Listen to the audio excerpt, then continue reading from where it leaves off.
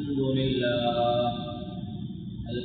لله نحمده ونستعينه ونستغفره ونعوذ بالله من شرور أنفسنا ومن سيئات أعمالنا من يهده الله فلا مضل له ومن يضلله فلا هادي له أشهد أن لا إله إلا الله وحده لا شريك له وأشهد أن سيدنا ونبينا ومولانا محمد اللهم صل على محمد وعلى آل محمد كما صليت على إبراهيم وعلى آل إبراهيم وبارك على محمد وعلى آل محمد كما باركت على إبراهيم وعلى آل إبراهيم في العالمين إنك حميد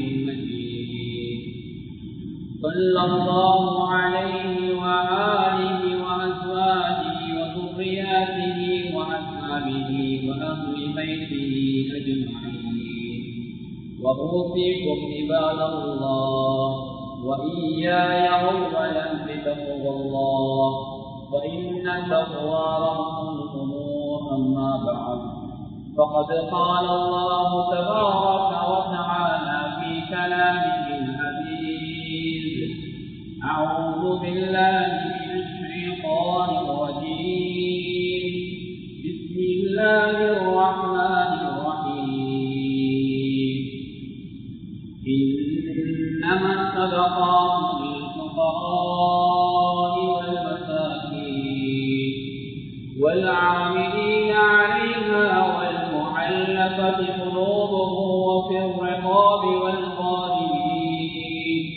والغارمين وفي سبيل الله وابن السبيل فريضة من الله والله عليم حكيم صدق الله العظيم. அளவற்ற அருளாளன் நிகரற்ற அன்பாளன் ஏகநாயன் அல்லாஹ் ஒருவனுக்கே புகழ் அனைத்தும் அல்ஹம்துலில்லாஹ். அந்த அல்லாஹ்வை போற்றுகின்றேன், புகழுகின்றேன். அந்த அல்லாஹ்வுடைய உயரிய பேர்நாமம் கூறி இன்றைய குத்துபா பிரசங்கத்தை ஆரம்பம் செய்கிறேன். சலாத்தும் சலாமும் என் உயிரிலும் மேலான கண்மணி நாயகன் முஹம்மது முஸ்தபா ஸல்லல்லாஹு அலைஹி வஸல்லம் அன்னவர் மீதும் அன்னாரின் அழைத்துவடுகளை அனுவரும் பிசகாது தமது வாழ்வினை பின்பற்றி வெற்றிகளை கண்ட அருமை சஹாபாக்கள், தாபிஊன்கள், சபஹு தாபிஈன்கள், முஸ்லிமான முஃமினான ஆண்கள் பெண்கள் யாவரும் மீதும் அல்லாஹ்வுடைய சாந்தியும் சமாதானமும் என்றென்றும் உண்டாவதாக. எந்தோ ஒரு நாள் இவ்வுலகம் மனிதருக்கு பின்னால் மேலான ஜன்னத்துல் ஃபிர்தௌஸ் கூலியாக கிடைக்கட்டுமாக என்று துஆ செய்கிறேன். அல்லாஹ் கபூல் செய்வானாக. அல்லாஹ்வுடைய கடமையை நிறைவேற்றுவதற்காக அல்லாஹ் விரும்பக்கூடிய இடமாகிய அவனது மாளிகையிலே நோன்பை நோற்றுக்கொண்டு நல்லதை கேட்போம், அதன்படி நடப்போம், அதன் பால் அழைப்போம், அதனோடாக நாளைய மறுமையிலே உயரிய சுருக்கமாகிய ஜன்னத்துல் ஃபிர்தௌஸிலே கூடியிருப்போம் என்ற எண்ணத்தை ஏசிக்காவுடைய அந்த எண்ணத்தை உள்ளத்திலே ஆழமாக வைத்து அல்லாஹ்வுடைய மஸ்ஜிதுக்கு வருகை தந்திருக்கின்ற நல்லவர்களே, வல்லவர்களே, வாலிபர்களே, வயோதிபர்களே, சிறார்களே, அல்லாஹ்வை எல்லா சந்தர்ப்பங்களிலும் பயந்து கொள்ளுமாறு ரமலானுடைய காலம் மாத்திரமல்ல இதர எல்லா காலங்களிலும் இரவிலும் பகலிலும் இரகசியமாகவும் பரகசியமாகவும் அறிமுகமானவருக்கு மத்தியிலும் அறிமுகம் இல்லாதவருக்கு மத்தியிலும் செழிப்பாக சந்தோஷமாக இருக்கின்ற கட்டங்களிலும் கவலையான சங்கடமான கட்டங்களிலும் அறிமுகமானவருக்கு மத்தியிலும் அறிமுகம் இல்லாதவருக்கு மத்தியிலும் எல்லா சந்தர்ப்பங்களிலும் அல்லாஹ் எங்களை பார்த்து கொண்டிருக்கிறான் என்ற அந்த சிந்தனை உள்ளத்திலே ஆழமாக வைத்து எப்போதும் அல்லாஹ்வை பயந்து வாழ்ந்து கொள்ளுமாறு எனக்கும் உங்களுக்கும் வசியத்து செய்து கொள்கிறேன். அன்பான அல்லாஹ்வின் நல்லடியார்களே, பேரன்புமிக்க சகோதரிகளே, அல்லாஹ் சுப்ஹானஹு வ தஆலா எங்களை தூய்மையாக்குவதற்காக என்னையும் உங்களையும் உலகிலே வாழக்கூடிய முஸ்லிம்களை தூய்மையாக ஆக்குவதற்காக பல கடமைகளை அல்லாஹ் தந்திருக்கிறான். அந்த கடமைகளிலே மிக முக்கியமான 5 கடமைகள் கட்டாயமாக செய்ய வேண்டிய கடமைகள். அதிலே ஒன்றுதான் நானும் நீங்களும் கலிமா சொல்லியிருக்கிறோம். இரண்டாவது கலிமா சொன்ன ஒருவருக்கு தொழுகை கடமையாகி விடுகிறது. தொழுகை என்ற கடமை, நோம்பு நோக்கின்ற கடமை, வசதி வாய்ப்புகள் இருந்தால் ஹஜ் செய்கின்ற, அதே போல வசதி வாய்ப்புகள் இருந்தால் ஜக்காத்தை நிறைவேற்றுகின்ற இந்த 5 கடமைகளை அல்லாஹ் எங்களுக்கு தந்திருக்கிறான். கலிமாவுக்கு எப்படி முக்கியத்துவம் கொடுக்கின்றோமோ, தொழுகைக்கு எப்படி முக்கியத்துவம் கொடுக்கின்றோமோ, ரமலான் மாதம் இந்த நோவுக்கு எப்படி முக்கியத்துவம் கொடுத்து எல்லா வஸ்துகளுக்கும் ஜும்மாவை போன்று பள்ளிகளை நிரம்பி வடிகின்றோமோ, அதே போன்று கண்ணியமான அல்லாஹ்வின் நல்லடியார்களே, எங்களுடைய சொந்த பணங்களை கொடுத்து காணி பூமிகளை விட்டு எங்களுடைய கடைகளை விட்டு ஹஜ்ஜுடைய கடமை எப்படி பெருமதியாக கருதுகின்றோமோ, எப்படி கண்ணில் விட்டு ஒரு கடமையை நிறைவேற்றுகின்றோமோ, அதே போன்ற ஒரு பெருமதியான ஒரு கடமை தான் அல்லாஹ் எங்களுக்கு தந்திருக்கின்ற 50 கடமைகளே ஒரு கடமை தான் ஜகாத்துடைய கடமை. கண்ணியமான அல்லாஹ்வின் நல்லடியார்களே, இதர கடமைகளுக்கு கொடுக்கின்ற முக்கியத்துவத்தை எம்மிலே பலர் ஜகாத் என்ற கடமைக்கு கொடுப்பது கிடையாது.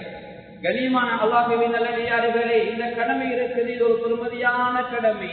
மற்றவருடைய கஷ்டங்களிலே பங்கெடுக்கக்கூடிய கடமை, மற்றவருடைய கவலையை போக்கக்கூடிய கடமை, இன்னொருவரை எங்களை போன்று தலை நிமிர்ந்து வாழ்வதற்கு வழிகாட்டக்கூடிய கடமை, எங்களுடைய பொருளாதாரத்தை சுத்தப்படுத்தக்கூடிய கடமை, எங்களுடைய பொருளாதாரத்தை வளர்க்கக்கூடிய ஒரு கடமை, எங்களுடைய பொருளாதாரத்தை எங்களுடைய பிச்சனங்களுக்கும் எங்களுடைய பிள்ளை குட்டிகளுக்கும் எங்களுடைய பரம்பரைக்கும் போய் சேருவதற்காக எங்களுடைய பொருளாதாரத்தை பாதுகாக்கக்கூடிய ஒரு கடமை.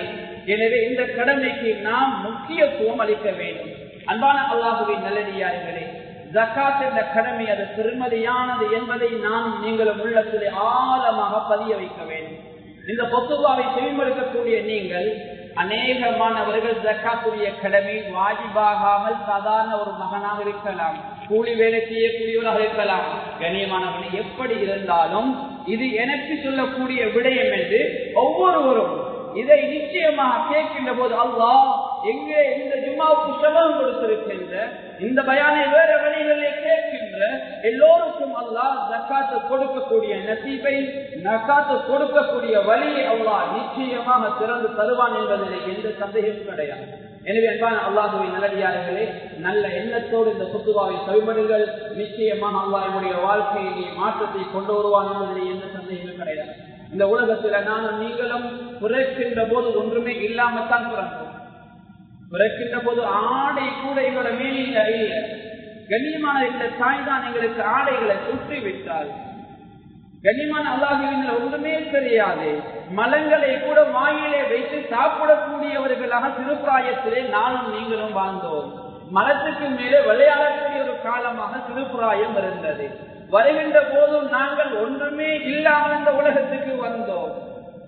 தாயும் தெரியாது, தகப்பனும் தெரியாது, பாலும் தெரியாது, தண்ணீரும் தெரியாது, எண்ணெயும் தெரியாது. இப்படித்தான் இந்த உலகத்துக்கு அல்லாஹ் வந்தான். அல்லாஹ் குர்ஆனிலே சொல்லுகின்றான், வல்லாஹு அக்ரஜகும் மின் புதூனி உம்மஹாதிகும் லா தஅலமூன ஷைஆ. உலகத்தில் அல்லாஹ் இந்த உலகத்துக்கு உங்களை தாயுடைய வயிற்றில் இருந்து வெளியாக்குகின்ற போது உங்களுக்கு ஒன்றுமே தெரியாது என்பதாக அல்லாஹ் குர்ஆனில் சொல்லி காட்டுகிறான். ஒன்றுமே அறியாம வந்தோம். கண்ணியமானவர்களே, அதே போல் எங்களுக்கு வைக்கப்பட்ட பெயரும் சிலரால வைக்கப்பட்டது. நாங்க யாருமே சொல்ல, எனக்கு இந்த பேரை வைங்க, எனக்கு இப்படியான பேரை வைங்கன்னு நாங்க யாருமே சொல்ல. எங்களை குடும்பத்தால் தான் எங்களுக்கு பேரை வைப்பாங்க. அதுக்கு பின்னால எங்களை படிக்க விடுவாங்க.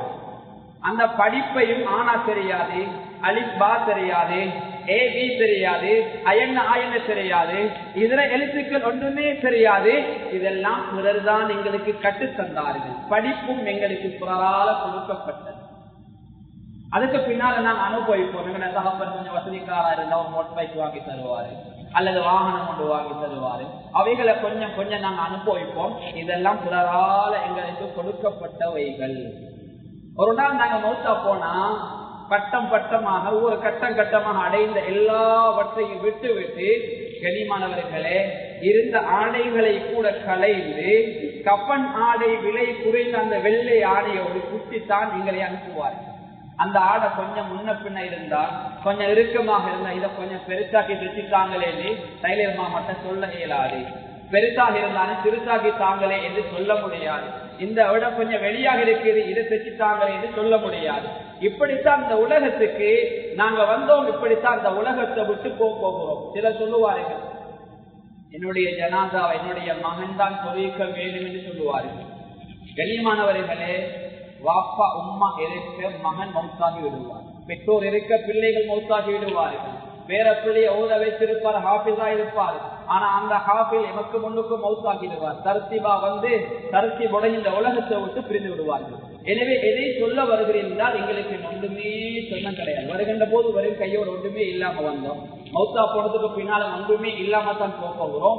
எனவே நாம் இந்த உலகத்தில் அனுபவிக்கக்கூடிய ஒவ்வொன்றும் பிறரால் எங்களுக்கு கொடுக்கப்பட்டவை. எனவே அதை கொண்டு நாம் மிக ஜாக்கிரதையாக, மிக படிப்பினையாக நாம் வாழ்ந்து கொள்ள வேண்டும். அந்த வகையில் அல்லாஹ் சுப்ஹானஹு வ தஆலா எங்களுக்கு தந்திருக்கின்ற மிக முக்கியமான கடமை தான் ஜகாத் என்ற இந்த கடமை.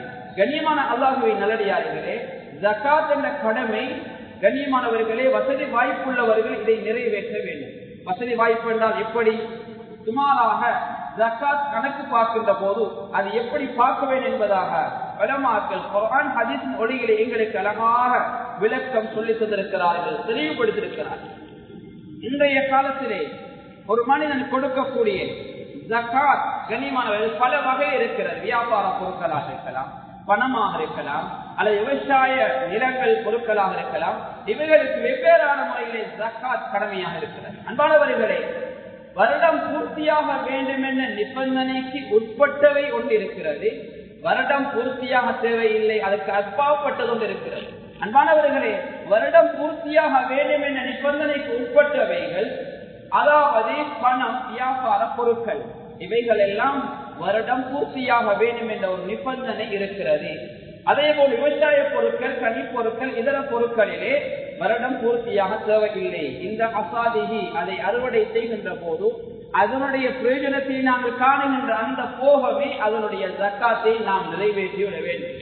இன்றைக்கு நாம் நடைமுறையில இருக்கின்ற ஒரு விடயம் தான், எல்லோரும் நோம்புடைய காலத்துல மாத்திரம்தான் ஜக்காத்தை கொடுப்பார்கள். ஜக்காத் என்ற கடமை வருடம் முழுக்க இயங்கி வரக்கூடிய ஒரு கடமை. எல்லோருடைய தொழிலும் நோம்புல ஆரம்பிக்க இல்லை. சிலருடைய தொழில் ரமலான்ல ஆரம்பிப்பாங்க, இன்னும் சிலர் ரமலான் அல்லாத ஷஅபான் மாதம், ஷவ்வால் மாதம், துல்ஹிஜ்ஜா, முஹர்ரம் நல்ல மாதங்களை வச்சு ஆரம்பித்திருப்பார்கள். கண்ணியமானவர்கள், அவர்கள் அந்தந்த மாதம் முடிய கொள்ளதான் அந்த ஜக்காத்தை வெளியாக்க வேண்டும் என்பதுதான் ஷரீஅத்துடைய சட்டமாக இருக்கிறது. என்றாலும் எங்களுக்கு இலகுவாக நாங்கள் எந்த அமைப்புல செய்து கொள்வோம் என்றால், முதலாவது வருடம் நாங்க இடையில எங்களோட பிசினஸ் ஆரம்பிச்சாலும் 6 மாதத்துல கணக்க பார்த்து என்ன செய்வோம் என்றால், அந்த நோம்புலுக்கு கொடுக்கிறதுக்குரிய பட்டியல நாங்க வந்து சேர்ந்து வருவோம். கண்ணியமானவர்களே, ஆனா சரியான ஒரு முறை என்னன்னா, முதலாவது வருடம் மட்டும் 6-7 மாதத்துக்குள்ள என்ன செய்யறது, நாங்க நோம்புல ஜக்காத்தை கணக்கு பார்த்துட்டு அடுத்த வருடங்கள்ல ஃபுல்லா நோம்புல தான் கணக்கு பார்க்கிறது. கண்ணியமானவர்களே, சரியான முறை எப்ப நாங்க பிசினஸ் தொடங்கினோமோ அந்த தொடங்கின அந்த நாள்ல தான், அது ஆங்கில நாட்கள் அல்ல கண்ணியமானவர்களே, பிறை நாட்களை ஹிஜ்ரி நாட்காட்டியை வைத்துதான் அந்த கணக்கை பார்க்க வேண்டும். உதாரணமாக ஒரு மனிதன் ஷஅபான் 10ஆம் நாள் தன்னுடைய பிசினஸை தொடங்குகிறான் என்றால் ஷஅபான் 9வது நாள் அவர் அந்த ஜக்காத்தை கொடுக்க வேண்டும். கண்ணியமானவர்களே, இதுதான் சரியாக காட்டுகின்ற வழிமுறையாக இருக்கிறது. எனவே அல்லாஹ்வின் நல்லடியார்களே, வியாபார பொருட்களை பொறுத்த வகையில் ஒரு மனிதன் கடை செய்கிறான், அல்லது ஒரு மனிதன் அந்த கடையிலே மோட்டார் பார்த்து இருக்கலாம், அல்லது வியாபார பல சரக்கு பொருட்கள் இருக்கலாம். அதாவது எங்களுடைய வீட்டுக்கு தேவையான மசாலா, இன்னும் தேவையான சீனி, தேயிலை, வீட்டுக்கு தேவையான பொருட்கள் இருக்கலாம். அது அல்லாம ஹார்ட்வேருடைய பொருட்கள் இருக்கலாம், அல்லது பென்சி, வேற என்ன பொருளாக இருந்தால் ஒரு மனிதன் கடை என்று எடுத்துக்கொண்டா அதுக்கு கடைக்குரிய அந்த கணக்கு, அந்த வியாபார நிலையத்துக்குரிய கணக்கு, அதிலே உள்ள கலப்பாடம் ஃப்ரிட்ஜ் இருந்தா அதுக்கு கணக்கு போட தருவது, போட்டோகாப்பி அடிக்கிற மெஷின் இருந்தா அதுக்கு கணக்கு வராது. எதை கொண்டு நாங்கள் பிரயோஜனம் பெறுகிறோமோ, எதை நாங்கள் விற்று வியாபாரமாக ஆதாயமாக எடுக்கிறோமோ அந்த பொருட்களை அந்த காலத்திலே அதனுடைய ஹோல்சேல் மொத்த விலை, முழு கடையில உள்ள பொருட்களையும் மொத்தத்தை கொடுத்தால் எவ்வளவு கொடுக்க முடியுமோ அதுதான் அந்த கடையுடைய ஸ்டாக்காக இருக்கும். அதை பார்த்து அந்த கணக்கு சுமாராக 85 கிராம் தங்கத்தின் பெருமானம், கிட்டத்தட்ட 10.5 பவுன், 20 லட்சத்துக்கு மேல வரும். அதுக்கு மேல இருந்தா 2.5% அவர் ஜக்காத்தை கொடுக்க வேண்டும். அது வல்லாமல் கண்ணியமானவர்களே, இன்னும் சில முக்கியமான அறிஞர்கள் இந்த நாட்டுல கூட சில மிக முக்கியமான அறிஞர்கள் சொல்லியிருக்கிறார்கள், 20 லட்சத்துக்கு மேலண்டா நிறைய பேர் ஜக்காத் என்ற கடமையில விடுபட்டுடுவாங்க. ஜக்காத் என்ற கடமை அது எனக்கு கடமை இல்லைன்னே அதுல இருந்து தூரமாகிடுவாங்க. அதனால சில முக்கியமான அறிஞர்கள் சொல்லியிருக்கிறார்கள், வெள்ளியிலும் இந்த நாட்டுல வெள்ளியிலும் பார்க்க முடியும். வெள்ளியில கணக்கு பார்ப்பதா இருந்தா கிட்டத்தட்ட 5 லட்சத்துக்குள்ளதான் வரும். அதுக்கு மேல எங்க ஸ்டாக் இருந்தா 2.5% ஜக்காத்தை நாங்க கொடுக்க வேண்டும்.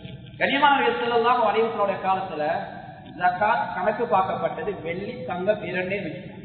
அந்த காலத்துல வெள்ளி தங்கம் 2 பெருமானம் ஒரே பெருமானம். ஆனா காலப்போக்குல பொருளாதார வீழ்ச்சிகள், உலக சந்தையில் ஏற்பட்ட மாற்றங்களால தங்கத்துடைய விலை உயர்ந்து வெள்ளியுடைய அதாவது தொகை வெள்ளியுடைய பெருமானம் மிக குறைந்த ஒரு நிலைக்கு மாற்றப்படும். அன்பானவர்கள், இன்றைக்கு நாம பார்க்கிறோமே, ஆரம்ப காலத்துல சம்பா அரிசிக்கும் நாட்டு அரிசி கிட்டத்தட்ட 100 ரூபாய் வித்தியாசம் இருக்கு. இன்னைக்கு வித்தியாசமே கிடையாது. 5-10 ரூபாய் தான் வித்தியாசம்.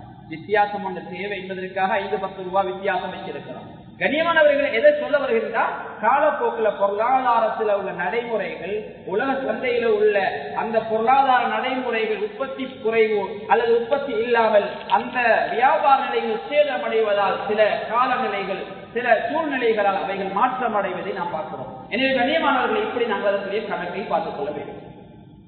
அதே போன்று இன்னும் சிலர் அதாவது கூட்டாக வியாபாரம் பண்ணுவார். ஒரு பாம் தனியா செய்ய இயலாது என்பதற்காக நானும் தம்பியும் சேர்ந்து பாம் செய்வான், அல்லது 3 பேர் சேர்ந்து பார்ட்னரா வியாபாரம் பண்ணுவான். ஆனா இது சம்பந்தமாக பல கருத்துக்கள் இருந்தாலும் இமாம் அபூ ஹனீஃபா, இமாம் மாலிக் ரஹ்மத்துல்லாஹி அலைஹி அவர்கள் சொல்லுகின்றார்கள், ஒவ்வொருவருடைய அந்த தொகையும் நிசாபை தாண்டுகின்ற போதுதான் ஜக்காத்து கடமை என்பதாக.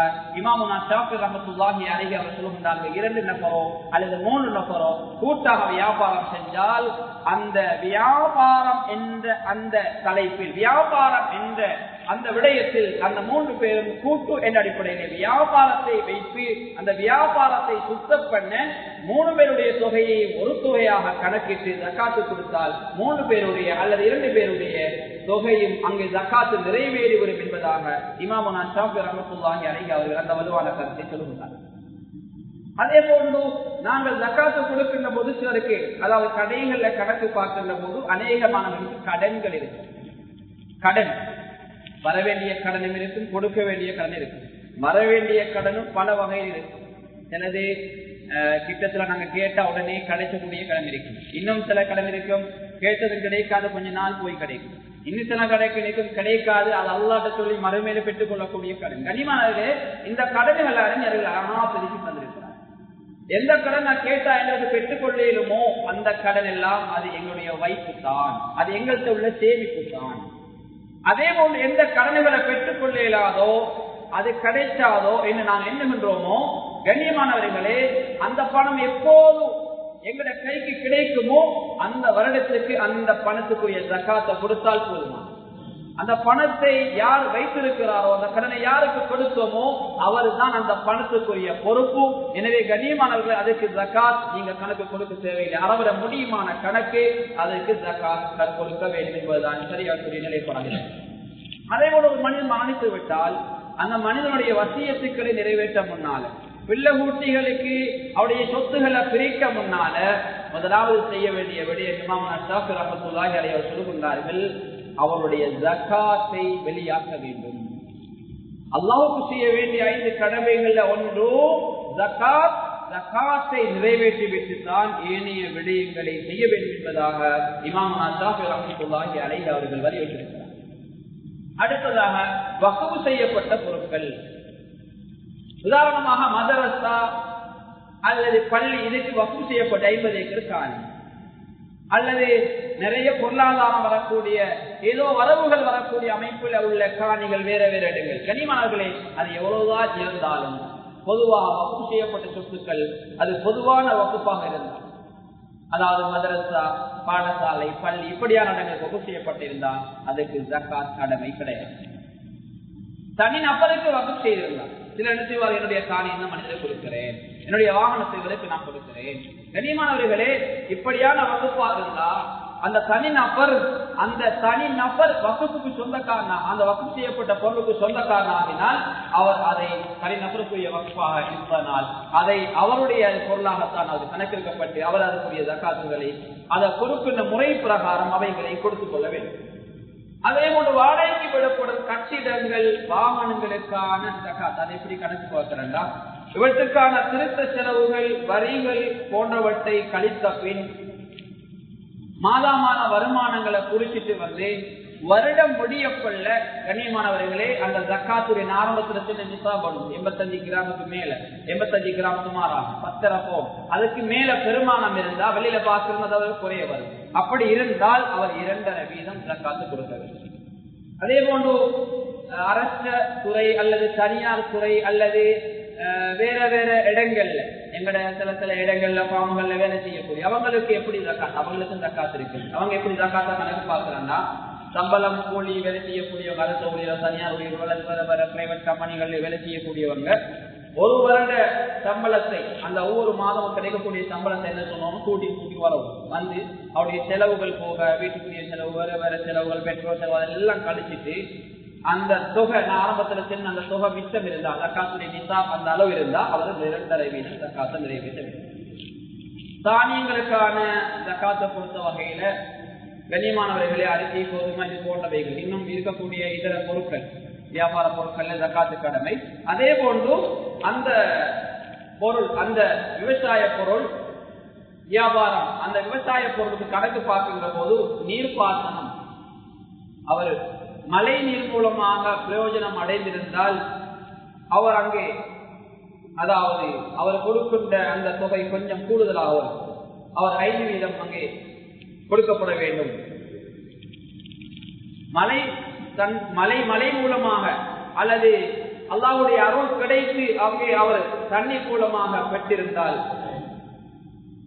10 வீதமும் அப்படி இல்லை என்றால் 5 வீதம் அவர் ஜக்காத்தை வெளியாக்க வேண்டும். இது ஜக்காத்துடைய நிலைப்பாடு. அடுத்ததாக ஜக்காத் விதியாம் பொருட்கள் அது வருடம் பூர்த்தியாக இருக்க வேண்டும் என்பது அந்த பணம் ஒரு மனிதன் உதாரணமாக ஒரு வாகனம் வைத்து விடுகிறார், ஒரு கோடி வாகனம் வைத்து விடுகிறார். அந்த கோடி வாகனம் அவருடைய பாவனைக்காக இருந்தால் அல்லது ஒரு மனிதன் பெருமதியான ஏதோ ஒரு வகையிலே வாகனமோ ஏதோ ஒன்று வைத்து ஓடுகிறான் என்றால் அதற்கு அவருக்கு ஜக்காத் இல்லை. எப்போது அந்த பொருளை பணமாக ஆக்குகின்றானோ பணமாக ஆக்குகின்ற போது அன்றைய நாள் அந்த பணத்துக்குரிய ஜக்காத்தை கொடுத்து விட்டால் போதுமானது. ஏனென்றால் அதை பணமாக ஆக்கியதற்கு பின்னால் அடுத்தடுத்த நாட்கள் அல்லது அடுத்தடுத்த மாதங்களில் அதற்கு வேறு பொருட்களாகவோ வேறு ஏதோ ஒன்று நடந்துவிடும். அதனால் அவர் ஜக்காத்தின் கடமையில் அவசரமாக விடுபட்டு விடுவார். அதனால் அவருடைய பொருளாதாரத்தை சுத்தப்படுத்த வேண்டும் என்பதற்காக வேண்டி அவர் என்ன செய்ய வேண்டும், அதிலே அவர் ஜக்காத் கணக்கு பார்த்து கொடுக்க வேண்டும்.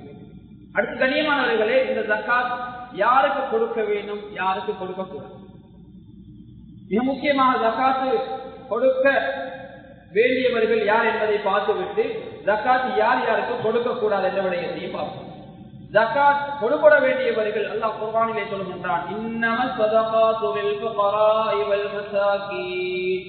நிச்சயமாக இந்த சதகாக்கள் அதாவது சதகா என்ற அல்லாஹ் அந்த இடத்துல பயன்படுத்துகிற ஜக்காத், இந்த ஜக்காத் என்ற கடமை முதலாவதாக ஃபுகரா என்ற ஏழை வெட்கம் சுயமரியாதை காரணமாக தன்னால் கேட்க முடியாமல் தான் உழைக்கின்ற அந்த வருவாய்க்குள்ளே வாழ்வதற்கு முயற்சிக்கக்கூடியவர்கள் இவர்கள் ஃபுகரா என்று அழைக்கப்படுவார். இரண்டாவது மிஸ்கீன், இவர்களும் மிகவும் வறுமையில் உள்ளவர்கள். முதலாவது சொன்னவர்களை விட அதை விடவும் வறுமை கோட்டிலே வாழக்கூடியவர், இவர்களுக்கும் ஜக்காத் போய் சேர வேண்டிய இருக்கிறது. மூன்றாவது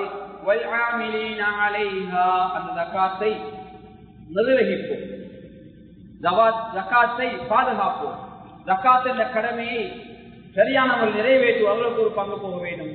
அதாவது அதிலே பல கருத்து வேற்றுமைகள் இருந்தாலும் குர்ஆனுடைய நேரடி கருத்து பிரகாரம் வசூலிப்போர் அதாவது ஜக்காத்தை நிர்வகிப்போர் என்ற கருத்தை நாம் கொண்டாலும் பல கருத்துக்களை பேசப்பட்டிருக்கிறது. அதாவது ஒரு கலீஃபா இருந்து அந்த கலீஃபாவின் மூலமாக நியமிக்கப்பட்ட ஜக்காத் கமிட்டிகளாக இருந்தால் கொடுக்க வேண்டும் என்று அதிலே பல கருத்துக்கள் பேசப்பட்டாலும் இப்போது எங்குமே அந்த நடைமுறை பொதுவாக இலங்கையை பொறுத்தவர்கள் யாரும் ஜக்காத்தை வசூலிப்பவர்கள் பங்கு எடுப்பது கிடையாது, அதுக்கு ஒரு சிரம கூலி இருப்பது கிடையாது.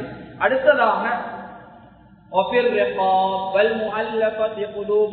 அதாவது முஅல்லஃபத்து குலூப் என்றால் இஸ்லாத்தின் பக்கம் கவரப்பட்டவர்கள், அல்லது நாங்க ஏதாவது அவர் கொடுத்துட்டு வந்தா 2-3 வருடங்கள்ல அவர் இஸ்லாத்துக்குள்ள வந்துடுவார், அல்லது அவரால் எங்களுக்கு தீங்கொண்டு இடம்பெற்றுக் கொண்டிருக்குது, இந்த ஜக்காத்து கொடுப்பதனால் அவர் தீங்கு தடுக்கப்படுமாக இருந்தா அவருக்கு ஜக்காத்து ஒரு பங்கு கொடுக்கலாம்.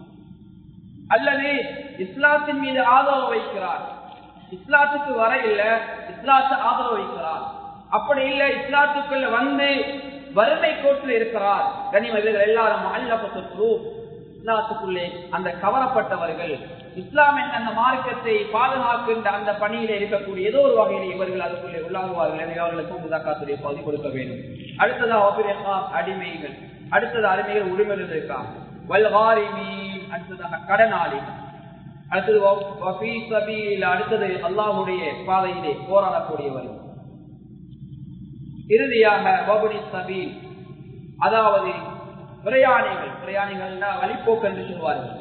அவர் செல்வந்தராக இருக்கிறார், பயணத்தின் போது அவர் அங்கே செல்வந்தராக இல்லை, ஒரு இக்கட்டான ஒரு சூழ்நிலை வந்திருக்கிறது. அந்த இக்கட்டான சூழ்நிலையில் அவர் மீள்வதற்காக அந்த கட்டத்திலே அவருக்கு ஜக்காத்தை பெறலாம். இன்றைய யுகத்திலே மாஷா அல்லாஹ் தொழில்நுட்பங்கள் வளர்ந்த காலம், ஒருவருடைய பொருளாதாரம், அவருடைய பணத்தை எங்கு சென்றாலும் எடுத்துக் கொள்ளக்கூடிய தொழில்நுட்பம் வளர்ந்திருக்கின்ற காலம் எனப்படினால் அது இந்திய காலத்திலே சாத்தியப்படாத ஒரு விடயமாக இருக்கிறது.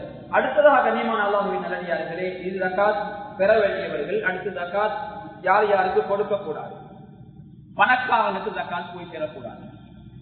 அடுத்ததாக அவர்களது பிள்ளைகள், அவர்களது செலவின் கீழ் உள்ளவர்கள், அவர்களது மனைவி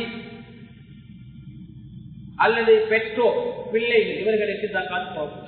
செல்வந்தர், அவர்களுக்கு கீழே இருக்கக்கூடியவர்கள், செலவில் இருக்கக்கூடியவர்கள், மனைவி, பிள்ளைகள், இவர்களுக்கு ஜக்காத் போய் சேரக்கூடாது. கொடுத்தால் அந்த ஜக்காத் நிறைவேறாது. அடுத்ததாக உழைக்க சக்தி இருந்தும் தர்ம பணத்தில வாழ முயற்சிக்கிறார். அவருக்கு உழைக்க இயலும், அவரால் தொழில் செய்ய இயலும், வேர்வை சிந்தி கஷ்டப்பட இயலும். ஆனா இந்த ஜக்காத்துடைய பணத்தை எதிர்பார்த்து கொண்டே இருக்கிறார், தர்ம பணத்துல வாழ முயற்சிக்கிறார், இவருக்கு ஜக்காத்து கொடுக்கிறார். அடுத்ததாக அடிமைகள் என்றால் எஜமான கீழே உள்ளவர்கள், அவர்களுக்கு ஜக்காத்து கொடுக்கிறார். அது முஸ்லீம் அல்லாதவர்கள், நாஸ்திகர்கள், மதம் மாறியவர்கள், முருத்ததானவர்கள், இவர்களுக்கு ஜக்காத்து கொடுக்க முடியாது. இப்படி சரியாக்குரிய நிலைப்பாடு இருக்கிறது. எனவே கண்ணியமானவர்கள், இந்த ஜக்காத் என்ற கடமை யாருக்கு கொடுக்க வேண்டும், யாருக்கு கொடுக்க கூடாது இருக்கிறது. அந்த வகையிலே மாஷா அல்லாஹ் பொறுத்த வகையிலே கடந்த 2 வருடங்களாக, தற்போது 3வது வருடம் ஜக்காத் மாஷா அல்லாஹ் ஜக்காத் கமிட்டி மாஷா அல்லாஹ் இயங்கி வருகிறது. எனவே நீங்க ஏதோ ஒரு வகையில் உங்களுடைய ஜக்காத்தை கணக்கு பார்க்கணும். உங்களுக்கு நெருக்கமான உலமாக இருப்பார், அல்லது யாருமே உங்களுக்கு நெருக்கமான வருவ குடும்பத்திலே எல்லோரிடத்திலேயும் பத்துவா கேட்க மாட்டார். நெருக்கமானவர்களுக்கு தான், அன்பானவர்களுக்கு தான் சில பத்துவாக்களை, சில தேவைகளை, மசாயில்களை கேட்டுக் கொள்வார்கள். அந்த அமைப்பிலே நீங்கள் கேட்டு அதற்குரிய விளக்கங்களை அறிந்து கொண்டாலும் இன்னும் சிலர் பள்ளியுடைய அதரத்திலே கேட்பார்கள்.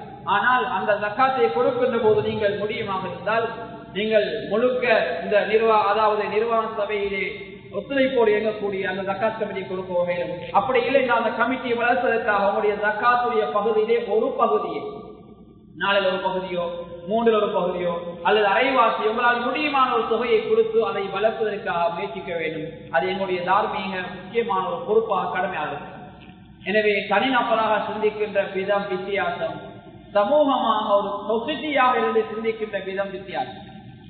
கனிமானவர்களே, தனிமையிலே கொடுக்கின்ற போது சிலருக்கு பலர் மீது கிடைக்கும், இன்னும் சிலருக்கு யாரிடம் மீதும் கிடைக்கும். எடுக்கின்ற எல்லாருமே சொல்றதில்லை எனக்கு இவர் தந்தார் அவர் தந்தார், ஆனா யாருக்கு அவர் ஜக்காத் கொடுப்பட இல்லாட்டா அவர் சொல்லுவார் எனக்கு ஒண்ணுமே தரையிலேயே. கனிமானவர்களே, அதனால எதை சொல்ல வருகிறேன் என்றால், மிக முக்கியமாக சேவை உள்ளவர்கள் நிறைய பேர் இருப்பார்கள். இன்னைக்கு உலகத்துல நிறைய வசதி இல்லாதவர்கள் வாழ்ந்து கொண்டிருக்கிறார். இருப்பதற்கு ஒரு சொந்த இடம் இல்லை, வாடகை வீட்டில் இருப்பார், அல்லது வீடு இருந்தாலும் டாய்லெட் இல்லாம வாழ்வார், அடிப்படை தேவை இல்லாம வாழ்வார். எனவே கண்ணியமானவர்களே, ஜக்காத் என்ற இந்த கடமை இருக்குது. அது சாதாரணமாக நாங்க சின்ன சின்ன தொகையை கொடுத்துட்டு அவர் அன்றைக்கு தேவையை பூர்த்தி ஆக்குறது அல்ல ஜக்காத்துடைய நோக்கம். ஜக்காத்துடைய நோக்கம் அவருடைய பொருளாதாரத்தை அவரை வளர்க்க வேண்டும், அவரும் எதிர்காலத்திலே கொடுக்கக்கூடியவராக உருவாக வேண்டும். இதுதான் ஜக்காத்துடைய நோக்கமாக. அதே போன்று ஜக்காத் கொடுப்படாமல் இருந்தால் அந்த பொருளாதாரம் ஆபத்தானது. ஆரம்பத்தில் சொன்ன மாதிரி பரம்பரைக்கு எங்களை பொருளாதாரம் போய் சேரவாகும் என்றால், சேர வேண்டும் என்ற ஆசை எங்களுக்கு இருக்குமாக இருந்தால் நிச்சயமா அந்த பொருளாதாரத்திலே கணக்கு பார்த்து ஜக்காத்து கொடுக்க வேண்டும். நிச்சயமா அந்த பொருளாதாரத்தை எல்லாம் பாதுகாப்பாங்க. மிகப்பெரிய இன்சூரன்ஸுடைய பொருளாதாரத்தில் ஜக்காத்தும் சதக்காவும் தான். அதை கொடுத்து அதை நாங்கள் பாதுகாப்பதற்காக முயற்சி இருக்க வேண்டும். எனவே கண்ணியமான அல்லாஹ்வின் நல்லடியார்களே, கொடுக்காது இருக்கின்ற போது ஏழை எளிய மக்களுடைய சொத்து, குறிப்பிட்ட அந்த 8% சொத்து அதுல இருக்கின்ற போதும் நிச்சயமா எங்களை பொருளாதாரத்தையும் சேர்த்து அது கொண்டு போய்விடும். எங்கட பொருளாதாரம் 90% இருக்கும், ஆனா மீதமுள்ள 10% எங்களை 90% கொண்டு போயிடும். அதனால பொருளாதாரங்களை பாதுகாக்க வேண்டுமாக இருந்தால் நிச்சயமா ஜக்காத் என்ற கடமையை கண்டிப்பாக நாங்கள் நிறைவேற்றிக் கொள்ள வேண்டும். அதே போன்று கண்ணியமான அல்லாஹ்வின் நல்லடியார்களே, ஜகாத் கொடுக்கப்படுகின்ற போது நிச்சயமாக அந்த பொருளாதாரத்துக்கு அல்லாஹ்வுடைய பாதுகாப்பு, அது மாத்திரமல்ல அல்லாஹ்வின் மூலமாக அடியார்களுடைய பாதுகாப்பு நிச்சயமாக இருக்கு. அல்லாஹ் ஏதோ ஒரு வகையில் அந்த பொருளாதாரத்தை பாதுகாப்பான்.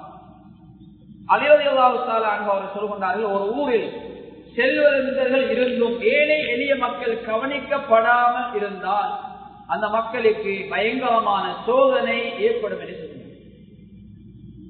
நபி ஸல்லல்லாஹு அலைஹி வஸல்லம் அவர்கள் கூட சொன்னார்கள், லௌலல் பஹாயிம் லம் யும்திரு, மிருகங்கள் இல்லை என்றால் அவ்வப்போது பெய்யக்கூடிய சிறு சிறு மலைகள் கூட அந்த சமூகத்துக்கு இறக்காது என்பதாக ஸல்லல்லாஹு அலைஹி வஸல்லம் அவர்கள் சொன்னார். ஏன்? செல்வந்தர்கள் இருந்தும் ஏழை எளிய மக்கள் பார்க்கப்படாமல் கவனிக்கப்படாமல் வீடில்லாத எத்தனையோ பேர் இருக்கிறார்கள். இன்னும் இன்டர்நெட் யுகத்திலே வாழ்கின்றோம். இன்னும் கரண்ட் இல்லாத எத்தனையோ வீடுகள் இருக்கின்ற போது அவைகளை நாம் அடையாளம் கண்டு அவருடைய தேவை, அடிப்படை தேவைகளை பூர்த்தி செய்து கொடுக்கவில்லை என்றால் நிச்சயமாக நாம் மிகப்பெரிய ஒரு சோதனைக்கு ஆளாகுவோம் என்பதை மாற்று கருத்து கிடையாது. எனவே கண்ணியமானவர்களே, வறுமை யாருக்கும் வந்துவிடக்கூடாதா பாதுகாக்க வேண்டும். வறுமை வந்துவிட்டால் மனிதன் திருடுவான், மனிதன் பொய் சொல்லுவான், மனிதன் மதம் மாறுவான். நவுதுபில்லாஹ், அல்லாஹ் பாதுகாக்க வேண்டும். எத்தனையோ பேர் பொருளாதாரம் இல்லாத தன்னுடைய மார்க்கத்தை விட்டே போயிருக்கிறார்கள். உண்ண வழியில்லை பொய் சொல்கிறார்கள், உண்ண வழியில்லை பாவம் செய்கிறார்கள், கையிலே பணம் என்பதற்காக விபச்சாரம் செய்கிறார்கள், திருடுகின்றார்கள். கண்ணியமானவர்களே, எனவே அதுதான் ஸல்லல்லாஹு அலைஹி வஸல்லம் அவர்கள் ஒவ்வொரு தொழுகைக்கு பின்னால் ஒரு துஆ செய்வார். அல்லாஹும்ம இன்னி அஊது பிக மினல் குஃப்ரி வல் ஃபக்ர். யா அல்லாஹ், குஃப்ரை விட்டும், நிராகரிப்பை விட்டும், ஏழ்மைத்தனம் அந்த ஃபக்ரை விட்டும் என்னை பாதுகாப்பாயா. கண்ணியமான ஃபக்ர் வந்துவிட்டால் அடுத்து குஃப்ரியத்துக்கு கொண்டு சேர்த்து விடும். நவுதுபில்லாஹ், அல்லாஹ் பாதுகாப்பு. இன்று நாங்கள் ஏதோ ஒரு வகையில் நல்லா இருக்கிறோம். அந்த பொருளாதாரம் தொடர்ந்து எங்களுக்கு இருக்க வேண்டுமா இருந்தால் நாங்கள் சதக்கா ஜகாத் குறித்து அந்த பொருளாதாரங்களை பாதுகாத்துக் கொள்ள வேண்டும். அடுத்து கண்ணியமான அல்லாஹ்வின் நல்லடியார், எங்களுக்கு தெரியும் இந்த ரமலானுடைய காலம் மிக முக்கியமான காலம். ஏழை எளிய மக்களை கவனிக்கக்கூடிய ஒரு காலம், நம்முடைய பொருளாதாரங்களை வளர்க்கக்கூடிய ஒரு காலம். எங்களுடைய தொழில்களை ஈடுபடக்கூடியவர்கள், எங்களோட பாம்புகளை வேலை செய்யக்கூடியவர், எங்களோட வீட்டுகள்ல ஏதோ ஒரு வகையில வேலை செய்யக்கூடிய ஆண்களோ பெண்களோ, எங்களோட வாகனங்கள் டிரைவராக இருக்கக்கூடியவர்கள், ஏதோ ஒரு வகையில் எங்களோடு சம்பந்தப்படக்கூடியவர், அந்நிய மக்களாக இருக்கலாம், முஸ்லிம்களாக இருக்கலாம், இவர்களை கவனிக்க வேண்டிய ஒரு மாதம். எங்களால் முடியுமான சதக்காக்களை பொருளாகவோ பணமாகவோ கொடுத்து அவருடைய அன்பையும் அவருடைய நன்மதிப்பையும் அவருடைய உள்ளத்தை மிருதுவாக்கக்கூடிய நல்ல செயலில் ஈடுபட்டுக் கொள்ளுங்கள். அதிலும் குறிப்பாக எனது பள்ளியிலே கடமை செய்யக்கூடிய இமாம் முஅஸ்ஸின்களுடைய விடயத்திலே கவனம் எடுத்துக் கொள்ளுங்கள். அவர்கள் வானத்தில் இருந்து விழுந்தவர்கள் கிடையாது. அவர்களுக்கு வாப்பாவும் இருக்கிறார்கள், சொந்த ஊர் இருக்கிறது, தாய் தாப்பன் இருக்கிறார்கள், பிள்ளை கூட்டி இருக்கிறார்கள். எல்லாத்தையும் விட்டுவிட்டு தான் ஒரு பள்ளியிலே கிதுமத் செய்கிறார்கள், ஒரு பள்ளியிலே கடமை செய்கிறார்கள். உங்களுடைய பிள்ளை, உங்களுடைய ஊர் நல்லா இருக்க வேண்டியதற்காக வேண்டி கஷ்டப்படுகிறார்கள். எனவே ஏதோ ஒரு வகையில் அவர்கள் எங்களோடு நெருக்கமாக இருக்கிறார். எங்களுடைய பிள்ளைக்கு பேர் வைத்திருப்பார், அல்லது எங்களுடைய பிள்ளைகளுக்கு திருமணம் முடித்து வைத்திருப்பார். ஏதோ ஒரு வகையில் எங்களோடு நெருங்கிய ஒரு சமூகத்திலே தொடர்பிலே அவர் இருப்பார். எனவே அவர்களை கவனிக்கக்கூடிய ஒரு மாதம். எங்களால் முடியுமான ஹதியாக்களை, சந்தோஷங்களை கொடுக்க வேண்டும். ஏதோ ஒரு வகையில் நிர்வாகம் கூட்டாக இருந்து ஒரு பணியை செய்கிறது, அவர்களுக்கு தேவை வேண்டிய ஹக்குகளை கொடுக்கின்றது என்றாலும் எங்கள் ஒவ்வொருவருக்கும் ஒரு பொறுப்பு இருக்கிறது. முடியுமானவர்கள் தனிப்பட்ட ரீதியிலோ அதிலும் குறிப்பாக நிர்வாகத்தினூடாக கொடுப்பது மிக மிக ஏற்றமானதாக இருக்கும். எனவே இந்த விடயத்தையும் கவனத்தில் எடுத்துக்கொண்டோம். ஜகாத் சம்பந்தமான ஏராளமான விடயம் இருந்தாலும் சில மசாயில்களை பேச முடியாது. எனவே மிக முக்கியமாக இந்த ஜக்காத்தை வளர்ப்பதற்காக சில விடயங்களை உங்களுக்கு நான் நினைவுபடுத்தினேன். இறுதியாக ஒரு விடயத்தை நினைவுபடுத்திவிட்டு பொதுவாக நினைவு கொள்வது. கண்ணியமானவர்களே, ஜக்காத் என்ற கடமை அது கணக்கு பார்த்து கொடுக்க வேண்டிய கடமை. கணக்கு பார்க்காம கொடுக்க கூடாது, அது சரியான முறையில் கணக்கு பார்த்து கொடுக்க வேண்டும். எனவே ஒரு மனிதனுக்கு ஜக்காத் விதியாகக்கூடிய அளவு நிசாபு தாண்டி இருந்தால், நிசாபு சொல்றது ஜக்காத் விதியாகக்கூடிய அளவு தாண்டி இருந்தால் ஒரு ஜக்காத்து கொடுக்கணும். அவருடைய அளவு நிசாபை தாண்டவில்லை என்றால் எனக்கு ஜக்காத்து கடமை இல்லை என்று யாரும் இருந்து விடக்கூடாது. அவர்கள் சதக்கா என்ற அமைப்பிலேயாவது அதை நிறைவேற்றுங்கள். நிச்சயமாக அது சதக்காவாகவோ ஜக்காத்தாகவோ போய்கிறது. ஜக்காத்துடைய பொருள், ஜக்காத்துடைய பணம் சதக்கா உள்ளே வர முடியாது. சதக்கா உடைய பணம் ஜக்காத்துக்குள்ளே வர முடியும். ஜக்காத்தை வளர்ப்பதற்காக சதக்காக்கள் 5000 ரூபாய், 10,000 ரூபாய், 50,000 ரூபாய் தாராளமாக ஜக்காத் பண்டுக்குள்ளே எடுக்கலாம்.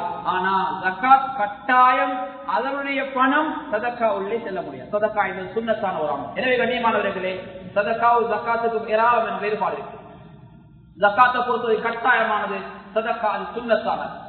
ஜக்காத்தை பொறுத்தவரை அது குறிப்பிட்ட சில பொருட்கள் மீது நான் ஜக்காத்து கடவை, ஆனா சதக்காவை பொறுத்த எந்த பொருளையும் கொடுக்கலாம்.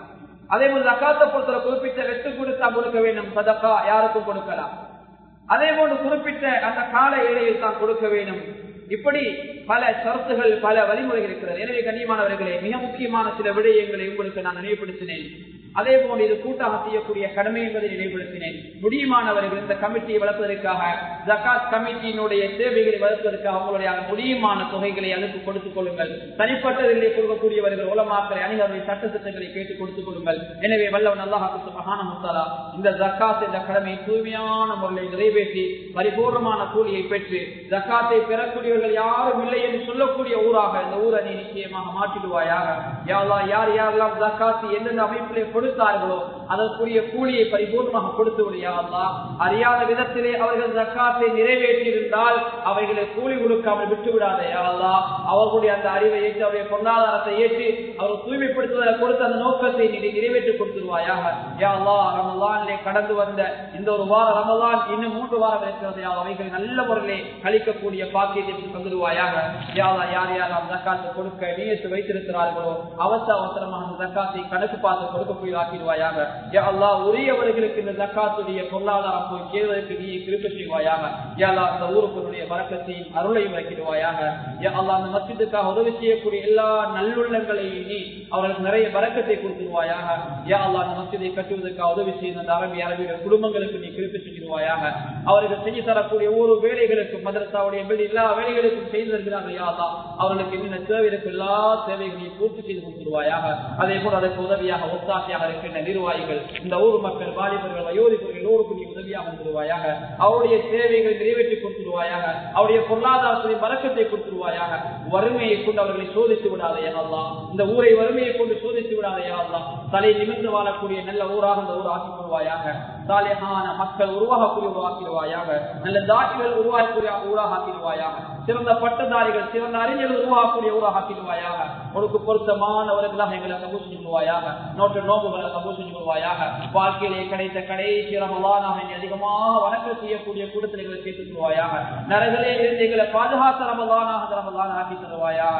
எங்களை சுவர்க்கத்தை நுழைவித்த ரமலானாக அந்த ரமலான ஆக்கி தருவாயாக. எங்களுடைய தாய் தாப்பனுக்கு சுவர்க்கத்திலே பெற்றுக் கொடுத்த ரமலான அந்த ரமலான ஆக்கி தருவாயாக. எங்களோடு ஒட்டி வாழக்கூடிய உறவினர்கள், அயலவர்கள், வேலை செய்யக்கூடியவர்களை சிரிப்பை உண்டாக்கி அவருடைய கஷ்டங்களை போக்கிய ரமலானாக ஆக்கி தருவாயாக. எங்களுடைய பள்ளியில கடமை செய்யக்கூடிய இமாம் முஅஜ்ஜின்களுடைய துயரங்களிலே பங்கெடுத்து அவருடைய சேவைகளை கேட்டறிந்து செய்து கொடுத்த ரமலானாக ஆக்கி தருவாயாக யா அல்லாஹ். எங்களுடைய துஆவை தனிப்புரை கிருபையை கொண்டு ஏற்றுக்கொள்வாயாக. நான் ஓதிய குர்ஆனை கபூல் செஞ்சு கொள்வாயாக. குர்ஆன் இறக்கப்பட்ட மாதம் யா அல்லாஹ். ஒரு குர்ஆனையாவது முடிக்கக்கூடிய பாக்கியத்தை எல்லாருக்கும் நசீபாக்கிறியா யா அல்லாஹ். குர்ஆன் ஓதக்கூடிய எத்தனையோ பிள்ளைகள் இருக்கிறார்கள் யா அல்லாஹ். குர்ஆனை தொடாமல் ஓதாமல் நிறைய பிள்ளைகள் காலத்தை கழிக்கிறார்கள் யா அல்லாஹ். அந்த பிள்ளைகளுடைய மனத்தை மாற்றி குர்ஆன் ஓதக்கூடிய நல்ல சூழலை ஏற்படுத்திடுவாயாக. உனக்கு பொருத்தமானவர்களை கபூல் செஞ்சு கொள்வாயாக. இந்த துஆவை தனிப்புரை கிருபையை கொண்டு ஏற்றுக்கொள்வாயாக. ஆமீன் ஆமீன். வஆஃபிரு தஅவானா அனில் ஹம்துலில்லாஹி ரப்பில்